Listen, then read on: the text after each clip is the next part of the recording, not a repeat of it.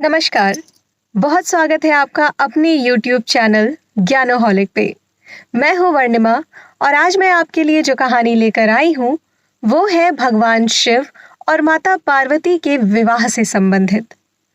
हुआ कुछ यूं कि माता पार्वती और भगवान शिव के विवाह के बीच में माता पार्वती की माँ यानी देवी मैना डरकर बेहोश हो गई और उसके बाद उन्होंने इस विवाह से साफ इनकार कर दिया। तो चलिए जानते हैं कि आखिर ऐसा क्या हुआ कि माता पार्वती की माँ देवी मैना बेहोश हो गई और उनके इस विवाह से मना करने के बाद भी माता पार्वती और भगवान शिव का विवाह किस प्रकार संपन्न हुआ। उससे पहले मैं आपसे निवेदन करना चाहती हूँ कि अगर आपने अभी तक हमारे चैनल को सब्सक्राइब नहीं किया है तो प्लीज़ इसे सब्सक्राइब ज़रूर कर दें। साथ ही बेल नोटिफिकेशन को भी ज़रूर ऑन कर दें ताकि जब भी हम कोई नई वीडियो लेकर आएँ उसकी नोटिफिकेशन आपको सबसे पहले मिल जाए। अगर आपको हमारी वीडियोस पसंद आती हैं तो उसे लाइक ज़रूर किया करें, क्योंकि इससे होता कुछ नहीं है, हमें मोटिवेशन मिलती है कि हम अच्छा काम करें और आपके लिए ऐसी ही सुंदर सुंदर कथाएं लेकर आएं। तो चलिए शुरू करते हैं ये कथा बिना किसी देरी के।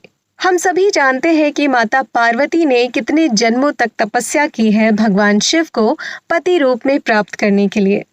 अंततः भगवान शिव ने माता पार्वती को पति रूप में प्राप्त होने का वरदान दिया और माता पार्वती से विवाह करने के लिए भगवान शिव सज धज के पूरी बारात के साथ निकल पड़े। भगवान शिव का रूप इतना प्यारा था, इतना सुंदर था कि उनके सौंदर्य के सामने करोड़ों सूर्यों का प्रकाश भी फीका पड़ रहा था। भगवान शिव के सिर पे मुकुट था, उनके गले में मणियों की माला थी, उन्होंने अच्छे सुंदर वस्त्र पहन रखे थे और वो अपने बैल पर सवार थे। उनका इतना सुंदर रूप देखकर हर कोई मोहित हो जाता। उनकी बारात में भगवान विष्णु, ब्रह्मा जी और भी कई देवी देवता, सप्तऋषि, गंधर्व, अप्सराएं भी थी। साथ ही भगवान शिव के गण भी उस बारात में सम्मिलित थे। इस प्रकार आगे बढ़ते हुए भगवान शिव की बारात उस स्थान पर पहुंचती है जहां पर कुछ समय के लिए बारात को रुकना था। बारात के रुकने के स्थान पर माता पार्वती के पिता की भगवान शिव और उनके बारात से भेंट होती है। भगवान शिव का अप्रतिम सुंदर रूप देखकर माता पार्वती के पिता गिरिराज हिमालय अत्यंत प्रसन्न होते हैं और स्वयं को सौभाग्यशाली मानते हैं। फिर बारात को वहां पे ठहराने के बाद गिरिराज हिमालय अपने भवन के लिए प्रस्थान करते हैं। भवन पहुंचते ही वो अपने पुत्रों को आदेश देते हैं कि आप जाइए और भगवान शिव को विनम्रता पूर्वक यहाँ लेकर आइए, क्योंकि मैं उनको अपने रिश्तेदारों से मिलाना चाहता हूँ। गिरिराज हिमालय के पुत्र वहां पहुंचते हैं और शिव जी से प्रार्थना करते हैं कि वो उनके साथ चलें। शिव जी भी खुशी खुशी उनके साथ जाने के लिए हामी भर देते हैं। उसी समय देवी मैना, जो कि माता पार्वती की माँ थी, उनके मन में भी भगवान शिव के दर्शन करने की इच्छा जागृत होती है। उस समय वो देवर्षि नारद से कहती है, मैं जानना चाहती हूँ कि जिसके लिए मेरी बेटी ने इतनी तपस्या की है वो कैसा दिखता है। मन ही मन उन्होंने भगवान शिव की एक छवि बना ली थी और स्वयं के बारे में सोचने लगी कि मुझसे ज़्यादा सौभाग्यशाली और मेरी बेटी से ज़्यादा सौभाग्यशाली इस पूरे संसार में नहीं है, क्योंकि उसे ऐसा पति मिला है कि जिसे देवता भी पूजते हैं। तो मुझसे अच्छा भाग्य भला किसका हो सकता है। तो ये सब बातें उनके दिमाग में उस वक्त चलने लगी तो कहीं ना कहीं उनके मन में घमंड का एक बीज पैदा हो गया, जिसे भगवान शिव ने बड़ी आसानी से समझ लिया। और भगवान शिव किसी का भी घमंड रहने नहीं देते, वो उसे तोड़ते जरूर हैं। अब इधर भगवान शिव ने निर्णय कर लिया कि वो देवी मैना के घमंड को तोड़ के जरूर रहेंगे। इसलिए भगवान शिव ने भगवान विष्णु और ब्रह्मा जी से कहा कि आप लोग आगे चलिए, मैं पीछे पीछे अपने गणों के साथ आऊंगा। आगे आगे भगवान विष्णु, ब्रह्मा, वसु, गंधर्व, अप्सराएं और सप्त ऋषि चलने लगे। साथ ही सभी देवी देवता भी चल दिए। और उधर देवी मैना अपने भवन के सबसे ऊंचे शिखर पे ऋषि नारद के साथ जाके खड़ी हो गई। वो बार बार ऋषि नारद से पूछती थी कि क्या यही मेरे होने वाले दामाद हैं? क्या यही है वो भगवान शिव जिनको पाने के लिए मेरी पुत्री ने इतने जन्मों तक, इतने वर्षों की तपस्या की है? बारात को आते हुए देख के देवी मैना बहुत प्रसन्न हो रही थी, क्योंकि आगे आगे देवता, गंधर्व, सप्तऋषि, भगवान विष्णु और ब्रह्मा जी थे और सभी देवी देवता मौजूद थे। तो बड़ा ही अलौकिक दृश्य था वो, जिसको देख के देवी मैना बहुत प्रसन्न हो रही थी मनी मन। जब वो भगवान विष्णु को देखती हैं तो अनुमान लगाती हैं और ऋषि नारद से कहती हैं कि जरूर यही मेरे दामाद होंगे, जरूर यही शिव शंकर होंगे। लेकिन नारद ऋषि उनकी बातों का खंडन करते हुए कहते हैं कि नहीं, ये आपके दामाद नहीं है, ये तो जगत के पालनकर्ता भगवान विष्णु हैं। आपके दामाद पीछे आ रहे हैं। जब देवता, गंधर्व, सप्तऋषि सब लोग निकल जाते हैं, इसके बाद आते हैं भगवान शिव के गढ़। भगवान शिव के गढ़ों में भूत, दैत्य, सभी जीव जंतु, संसार में जितनी भी चीजें हैं वो भगवान शिव की हैं। जो भी चीजें नहीं हैं वो भी भगवान शिव की हैं। ये तो हम सभी जानते हैं।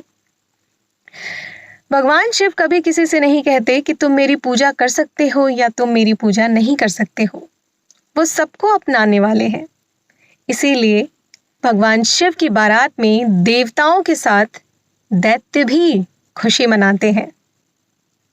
तो हुआ यूं, जब गढ़ आने लगे, भूत, प्रेत, राक्षस, डाकिनियां, चुड़ैल और तमाम जीव जंतु आने लगे। किसी की नाक नहीं है, किसी की आंख नहीं है, किसी का सर नहीं है, किसी का धड़ नहीं है, किसी के पूरे चेहरे पे बाल ही बाल हैं, किसी के सर पे बाल नहीं है। ये सब दृश्य देखकर देवी मैना बहुत ज्यादा घबरा गई और डर से कांपने लगी। इसके बाद आते हैं भगवान शिव। भगवान शिव के 3 नेत्र, 10 भुजाएं, 5 मस्तक, पूरे अपने शरीर पे भस्म लपेटे हुए, जटा जूट बांधे हुए, नागों की माला पहने हुए, मुंडों की माला पहने हुए। उनका ऐसा भयंकर रूप देखकर देवी मैना डर के मारे वहीं बेहोश हो जाती हैं। इसके बाद देवी मैना जैसे ही बेहोश होती हैं, उनकी सारी दासियां आती हैं और उन्हें भवन में लेके जाती हैं। फिर कुछ देर बाद जब वो होश में आती हैं तो वो सीधे इस विवाह से इनकार कर देती हैं। वो कहती हैं कि सबने मुझे छला है मिलके। सबको खरी खोटी सुनाने लगती हैं।